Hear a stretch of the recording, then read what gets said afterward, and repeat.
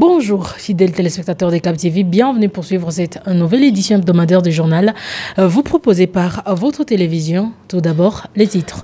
Dans ce journal, nous parlons du fait de brosse. L'agronome du comité pour l'autopromotion à la base reviendra dans ce journal sur le désastre que peut causer ces phénomènes sur l'environnement en général, sur l'agriculture et l'élevage en particulier. Nous parlerons aussi de l'entrepreneuriat. Un jeune de Nyangezi nous donne ici son parcours dans le domaine de l'entrepreneuriat.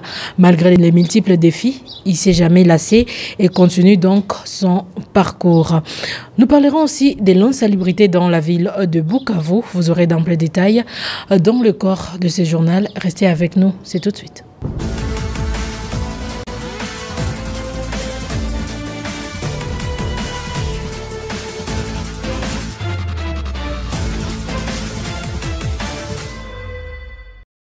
Encore une fois, bienvenue. Il s'observe pendant cette saison sèche la prolifération du phénomène de feu de brousse, phénomène qui laisse à désirer pour les agriculteurs et éleveurs, agriculteurs que nous avons rencontrés dans plusieurs localités où œuvre le comité pour l'autopromotion à la base de Nyangezi à Bushumba, passant par Walungu.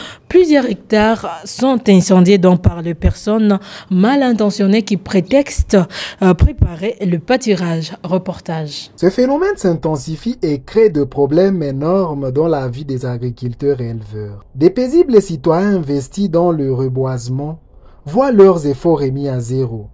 Pourtant, le feu de brousse en soi est une pratique nuisible pour l'environnement, comme nous signifiait ici par l'agronome. Le feu de brousse, c'est une activité qui est vraiment déconseillée pour les agriculteurs. Nous le déconseillons dans notre vulgarisation, dans notre animation, parce qu'elle a des conséquences sur tous les aspects de l'environnement. D'abord, les conséquences sur la faune et la flore, c'est-à-dire sur les organismes vivants qui vivent dans la nature. Il y a des graves conséquences lorsque vous brûlez une forêt, vous brûlez une colline. Il y a tous les organismes vivants qui fuient, notamment les oiseaux, les insectes, les autres petits animaux qui vivaient là-dedans et qui faisaient ce qu'il y ait un certain équilibre dans cet environnement-là qui fuit. Il y a des espèces, des plantes, des arbres aussi qui disparaissent et ça cause à ce que ces microclimats-là soient plus ou moins pauvres. Il y a des conséquences sur le sol. Les conséquences sur le sol, ça fait à ce que lorsque vous brûlez, il y a la partie superficielle du sol qui protège, qui supporte les plantes et qui contient la partie qu'on appelle l'humus, donc la partie organique qui est profitable aux cultures. Elle aussi, elle est sujet à disparaître. Parce que quand vous brûlez, comme elle est constituée essentiellement de l'argile qui gonfle et quand l'eau va, quand il y aura pluie, l'eau ne va plus pénétrer dans le sol et directement il y a des parts de terre. C'est pourquoi quand sur un sol, là où il y a fait des brousses, vous pouvez avoir jusqu'à 40-50 fois même d'impact d'érosion que sur un sol normal. Alors du coup, dans les cours d'eau également, vous allez voir des conséquences parce que toutes ces terres-là vont être transportées avec les cendres, avec leur impact sur l'environnement, sur la santé des gens.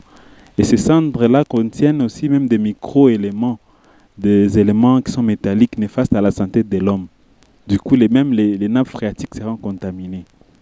Donc, il y a cette grave conséquence-là sur la nature. Il y a également la conséquence sur l'air que nous respirons. Quand il y a brûlure comme ça, il y a l'atmosphère qui est impactée. Donc, il y a l'effet de serre qui augmente.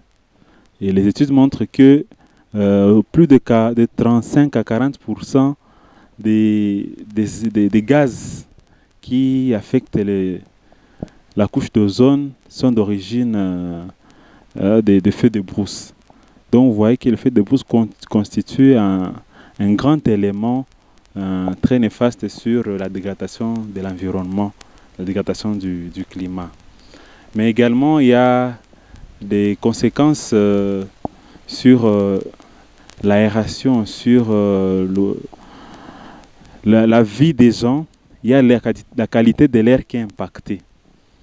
Vous savez que là où il y a des arbres, là où il y a de la végétation, il y a les conditions climatiques qui sont réunies, un microclimat qui est créé. Vous pouvez avoir de l'air frais, mais quand il n'y en a plus, c'est devenu compliqué de pouvoir avoir un air frais et que les gens puissent respirer convenablement. Mais aussi la température normale, elle est affectée. Elle est affectée parce qu'il n'y a plus cette fonction des végétaux qui ralentit ou bien qui sait déstabiliser la température de l'air. Bref, vous comprenez que le feu de brousse a une conséquence générale sur tous les aspects de la vie dans une communauté pour un agriculteur ou pour un non-agriculteur. Pour les apiculteurs, le feu de brousse est le premier ennemi dans leur métier. Celui de Nyangezi a perdu plus de 50 ruches dans le feu de brousse, ce qui va baisser sensiblement son chiffre d'affaires. Et au fait, ile feu de brousse inatuombesha sana na inaonekana ule mtu mwe anaweza kuwa na ile nia mubaya. En effet, ces phénomènes de feu de brousse occasionnent des pertes énormes dans nos activités, que ceux qui les provoquent soient punis par la loi. Au premier tour, j'avais perdu 98 ruches dans ce feu de brousse et j'avais cru que c'était fini. Je ne m'étais pas découragé, j'avais continué avec mes activités et voici qu'au courant de cette année, ces phénomènes se répètent. Je ne sais pas d'où est venue cette mauvaise habitude qui, jadis, n'existait pas, occasionne la destruction de l'environnement et nous fait enregistrer des pertes dans nos activités. Alors, si comprendre ni système gani, huko kukua ile bulema wa kulunguza vilima ovyo ovyo, me leo hii inaonekana. Alors, ni hali inagusa mazingira, environnement, surtout inachafula na inatuombesha zaidi. Toujours à Nyangezi, les défis à relever sont énormes, mais ne constituent en rien une barrière pour ceux qui veulent réussir. C'est le cas d'un jeune entrepreneur que nous avons rencontré à Nyangezi. Après ses études universitaires, il décide donc de se lancer dans l'agriculture. Avec son groupe, il produit aujourd'hui le maraîcher qu'il vend et gagne ainsi sa vie. Reportage. De bon matin déjà, il est dans son exploitation pour vérifier le produit à livrer à ses clients. Il vend l'aubergine pour cette saison et a déjà eu un bénéfice non négligeable. Ce jeune s'est dit déterminé à réussir dans ces domaines, en dépit des multiples défis auxquels il fait face. J'avais commencé avec des carrés, des champs de 25 sur 25. Pour la première fois, j'avais récolté autour de 300 kilos d'aubergines dans un petit champ. Ça m'a donné quelques sommes qui m'ont permis de commencer à faire l'élevage des poules et des cochons chez moi. Parce que si on voit déjà un bénéfice avec quelques champs, ça veut dire si l'on ferait 1 hectare, 2 hectares, 3 hectares, ça veut dire que ça peut être vraiment un boulot très disponible pour nous comme jeunes. Mais à petite échelle, parce que nous sommes limités par des moyens, et nous n'arrivons pas à pouvoir étendre la production sur des grands espaces. Parce que nous, présentement, nous avons encore des espaces qui sont inexploités, mais nous sommes limités par les moyens.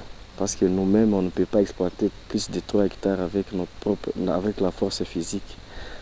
C'est vraiment très difficile. Avec son association, ce jeune prévoit étendre ses activités, mais se voit souvent buté à la rareté des terres arables. La première des difficultés que nous avons ici, c'est seulement pour les jeunes. D'abord, c'est l'accès à la terre. Si nous accédons facilement à la terre et que nous trouvons un fonds de déroulement pour le démarrage de nos activités, le reste, ça peut nous faciliter la tâche. Parce que parmi nous, les jeunes, vraiment, nous avons une main-d'œuvre qualifiée. Il y a ceux qui sont de l'environnement, il y a ceux qui sont de l'agriculture. D'abord, pour les domaines de la production, il n'y a pas un problème. Le problème réside d'abord à l'accès à la terre, mais aussi disponibilité des intrants. Car les jeunes que moi je fréquente présentement sont motivés à faire l'agriculture, mais ils sont toujours freinés par l'accès à la terre. Et si on peut trouver ça, mais souvent on ne donne pas confiance aux jeunes. On place toujours l'argent avant toute chose. D'abord, nous, on voulait que nous soyons des professionnels en maraîcher. On ne voulait pas aller dans beaucoup de cultures. On veut se professionnaliser dans les maraîchers, que nous soyons vraiment des références, nous, comme jeunes, associations, société Kijana Shika Djembe, que nous œuvrons beaucoup plus dans les maraîchers. Et cela peut arriver au fur et à mesure que nous sommes en train de gagner les espaces, nous sommes en train de gagner le marché, nous pouvons être stables dans les jours qui viennent. Signalons par ailleurs qu'à Nyangezi, certains jeunes prétextent ne pas avoir la terre pour faire l'agriculture. Beaucoup préfèrent se lancer dans la briqueterie, étant adeptes du gain facile. Par conséquent, la production locale est minime et la famine fait la loi dans ces groupements. Et pour finir, la saison sèche poursuit son cours. La saison de pluie se profile. L'on ne cesse donc de déplorer la situation de sans-liberté dans la ville de Bukavu, situation qui peut avoir des retombées néfastes lors de prochaines pluies. Dans plusieurs quartiers, les caniveaux sont transformés en dépotoirs. Les déchets plastiques et ménagers y sont donc jetés et entassés et constituent déjà un nid pour le moustique et autres parasites nuisibles pour la santé. Aucun service n'est donc commis pour décharger ces déchets et aujourd'hui, donc, on se pose la question de savoir quelle sera la situation lorsqu'il va pleuvoir. La ville de Bukavu est en proie à la construction anarchique, ce qui rend difficile l'évacuation de ces déchets. La population devrait donc être sensibilisée sur les changements de mentalité, le seul moyen de lutter contre ces genres de situations. C'est donc par ici que prend fin cette édition du journal Fidèles téléspectateurs.